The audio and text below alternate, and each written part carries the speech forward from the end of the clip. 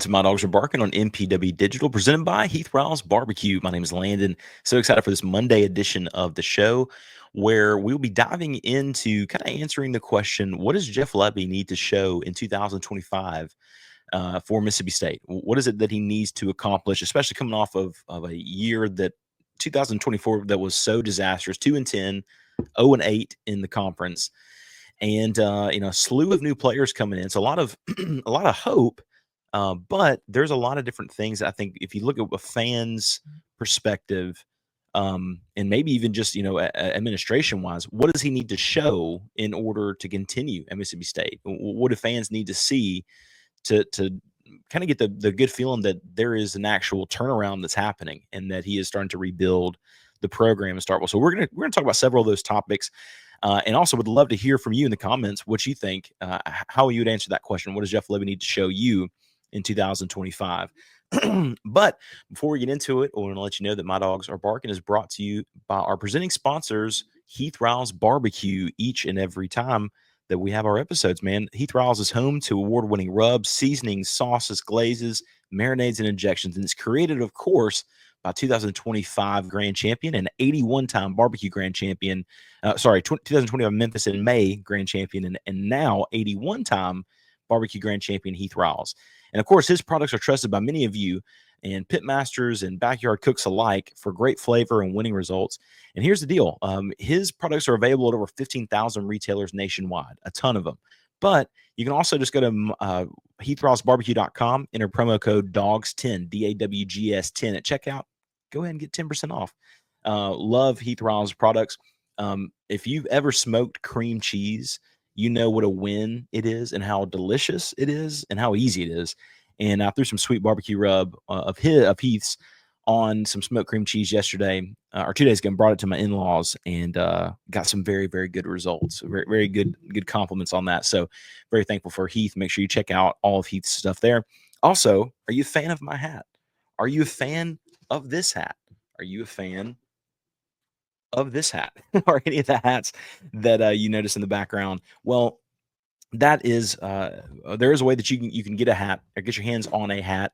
Are you looking for your next favorite Mississippi State hat? I know we all have different ones, maybe from the past, a retro one or a new one that's kind of a cool snapback. But if you're looking for your new favorite Mississippi State hat, look no further. Hovey hats are high quality headwear that will have your friends asking about them. Take a look at their collection of Mississippi State hats at hoveydrygoods.com. Hovey, Hovi, drygoods.com. Hovey offers limited edition hats in small batches, bringing a fresh look to some of your favorite teams. So grab your new favorite hat at hoveydrygoods.com. I love the cowbell, man. The cowbell's cool, and also it's very breathable material. I love it to death. Lastly, we want to give a shout out to our caffeine sponsors, ARPA's Coffee Bar. They're in the heart of the Cotton District in Starkville. ARPA's understands that great food and drinks are best enjoyed in the company of loved ones, and ARPA's is a great place to bring them because it's such a great vibe whenever you're there in the Cotton District. So whether you're seeking a great spot to catch up over coffee, a great place to celebrate a great occasion, or just a good late night hangout spot, ARPA's has you covered. And for being a listener of the show, we'll give you 15% off. Just whenever you go in, go to the checkout and say, hey, I'd love the 15% off MyDawgsPod discount. And Jose and company and his family will take care of you at ARPA's. Man, sure do appreciate ARPA's there. So how do we answer the question, what does Jeff Lebby need to do in 2025? And honestly, like, I'm trying hard not to say to keep his job, but let's just be honest. Like, another 2-10 season, like, do you think Jeff Lebby's going to be able to come back? Like, I don't think that's a possibility at all. So what does he need to show in order to kind of rejuvenate and kind of motivate the fan base? Because at the moment, baseball's got a lot of attention. Basketball's coming off of 3 straight NCAA appearances. And football, which is the sport that actually generates revenue, is the one that's the most quote unquote unwatchable. And so you understand, like, Jeff Lebby's got to do something in order to show the fans that there's positivity going into next season. Because this past season did not end on the trajectory that you would like.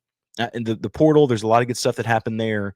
But in terms of like wins and losses, the things that actually matter, Jeff Lebby did not show that. So I think the first thing that Jeff Lebby needs to show is offensive ability. Like, look, Jeff Lebby is spoken of as a quarterback guru, as a guy who really understands kind of complex offenses that catch the defense off guard and a lot of speed and scoring from far. And all that said, sounds really cool and looks neat on like an Instagram post. But Mississippi State ranked 73rd in offense last season. And look, like you can mention 1,000 reasons why. The offensive line wasn't great. They weren't blocking, didn't open up enough holes for the running game, couldn't get the running game going. So the passing game, like you could throw a ton of different things, like Shapen getting injured. Sure. All those things are fine. But like at the end of the day, numbers are numbers, and they were 73rd in the nation. And for a guy that is said like he is an offensive guy, 73rd in the nation is just not going to cut it. And look, we talk about the defense being bad. I mean, there, believe me, we talked about it all season long, and so did everybody else. But there were many games where Mississippi State lost because the offense could not get going, and eventually, kind of the levee eventually broke. The levee, Lebby's levee. All right, don't get confused fast. But the defense eventually just gave out, like that they could not hold opponents anymore, and the offense just would go 3 and out, and or fail on 4th down. It just there was not a lot of stuff that again, I know the defense catches deserved flack. Coleman Hutzler caught a lot of deserved flack, but for the offense to not come through whenever the defense would hold the opposing team was just kind of embarrassing. And that's the reason why several of the games ended up the way they did. And Michael Van Buren showed some flashes. I mean, look, let's be honest, he's a true freshman. Jeff Lebby had a lot to do with that. But the offense has got to pop. Even if the defense, you go, man, the defense is just tough. But we talked all offseason going into last season saying, look, if State just has a lot of shootouts where they lose, whatever it is, 41-38, well, that sucks. But at least you could say, okay, the offense is there. They just need a few more stops. But Mississippi State, I mean, got destroyed by Toledo. I mean, think about that for a second. God bless Toledo, but like Toledo Twitter was super excited to beat Mississippi State and put Mississippi State down. That's embarrassing. So State has got to show offensive ability. And look, I think what they brought in the portal in terms of wide receiver, that stuff's good. Running back is great. Having Davon Booth back along with Fluff Bothwell and all the other running backs, like State has no excuse not to be good in the running game unless offensive line is just pitiful. We'll see how Phil Loadholt recruited. But Mississippi State has got to find a way, and in particular Jeff Lebby, to show offensive ability, to show that they're not inept, and let the offense keep them in the game. I think if State fans if Jeff Lebby shows State fans that, that'll be really encouraging going forward. The second thing that Jeff Lebby needs to show in 2025 is that he made the right hires on defense. Mac McIntyre and Paul Rhodes coming in, 2 former head coaches, are on the defensive staff. They're not the defensive coordinators. Coleman Hutzler is still the defensive coordinator, but they're now on the defensive staff.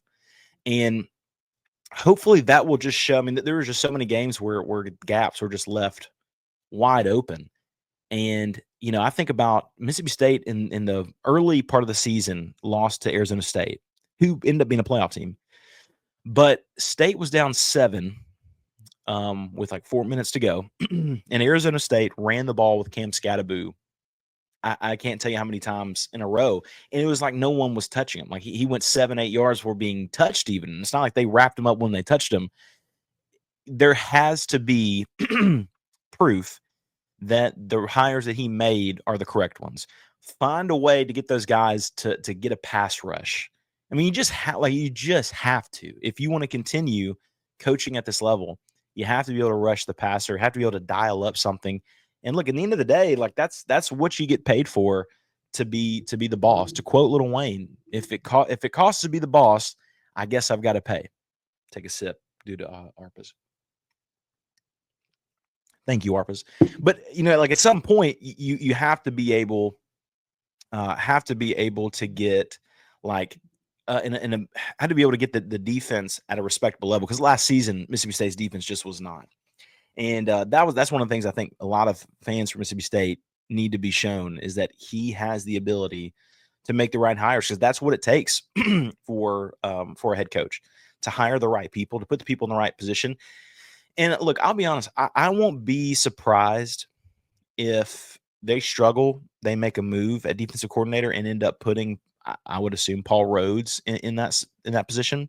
He's just been the coordinator at this level most recently. I mean, McIntyre wasn't that long ago at Ole Miss. Yeah, no, I might have this flip flop because Rhodes was at Auburn, but I think McIntyre was at Ole Miss more recently. Anyway, you can see kind of where I'm going though. We have to see that he indeed made the right hire by bringing those guys in, as well as keeping. That's kind of the biggest thing. Maybe that's what I'm trying to say. Did he make the right call by keeping some of the guys he kept?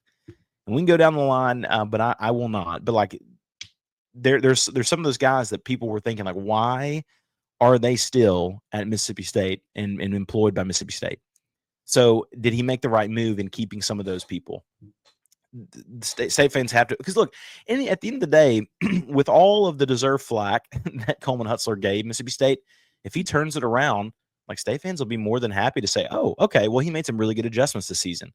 However, if he does not, then we're going to be saying, well, why didn't you make the move last season? And like, same thing now. Even if you make the move in a few games of the regular season, people are going to be asking, why didn't you just do that last year and make, whoever it is, Paul Rhodes or McIntyre, the defensive coordinator, beforehand? All completely fair questions. But that's one thing he's going to have to be able to show, because the defense was just, we won't. Yeah. The last thing that I think is that there's a non-negotiable that I think is not even a part of my three that I'll mention. And then there's also a final thing in the three top things that Jeff Lebby needs to show in order to stay in Mississippi State after 2025. And I think it honestly is more important than the other two. And we will look at that in just a moment whenever we get finished with these messages. Look, here's the deal. Jeff Lebby does well this season. If he does really well, might even earn an extension. He might even end up becoming rich. But what does it mean to be rich? Maybe it's less about reaching a magic number and more about discovering the magic in life. Skip Langley is your Batesville, Mississippi, Edward Jones financial advisor, serving clients in the area and across the state. Count on him for financial strategies that can help you support a life you love, because the key to being rich is knowing what counts. So contact him today at 662-563-9843, and together you can find your rich. Edward Jones, member SIPC. We'll be right back after these messages from MPW Digital. You're watching My Dogs Pod, presented by Heath Riles Barbecue. All MPW Digital podcasts are brought to you by our friends at Parish Brewing Company, located in the heart of Cajun country in Broussard, Louisiana. Parish Brewing Company's simple goal is to make awesome craft brewed beer, and they do it remarkably well. The doctor is introducing their new go-to IPA, Dr. Juice. It's a highly crushable juice bomb, dry hopped with a blend of their favorite hand-selected hops from the Yakima Valley in Washington. Dr. Juice's drinkability is sneaky good, considering it clocks in at 6% ABV.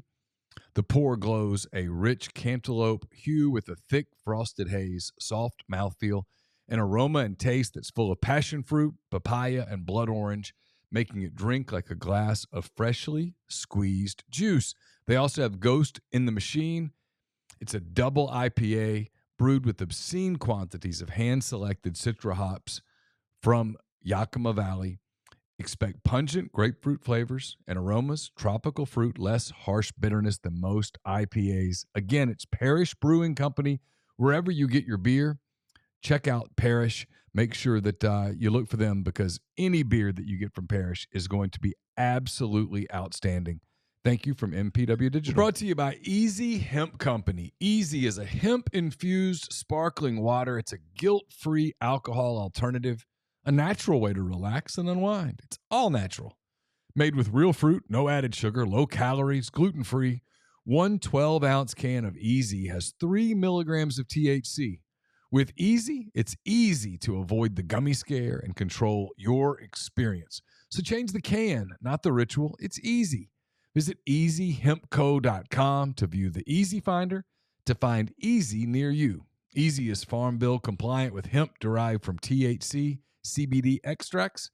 Easy is for people 21 and older. Enjoy responsibly.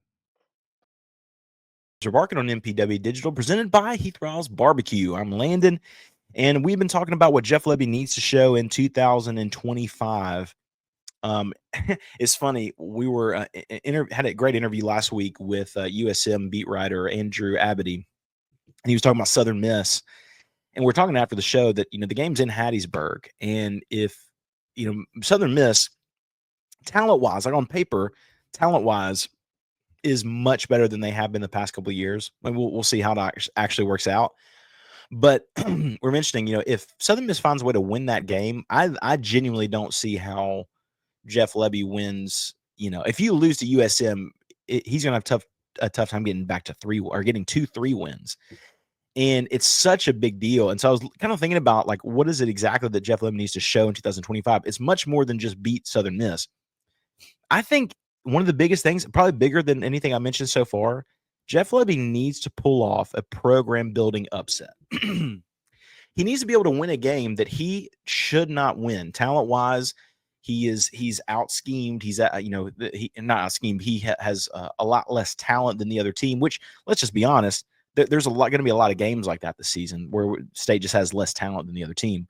However, he needs to be able to win a game like that this season. And so I was kind of going through the schedule thinking, okay, well, what would that win look like?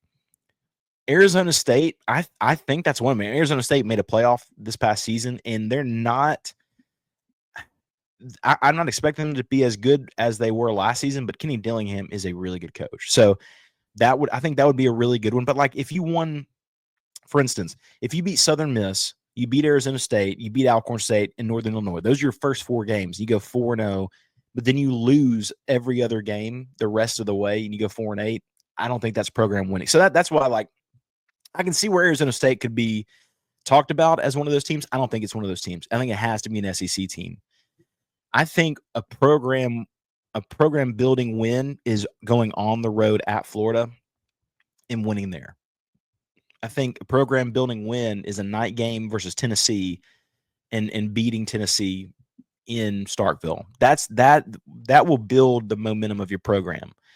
And obviously, I think here's the easiest one is beating Ole Miss at the very end of the season in the Egg Bowl.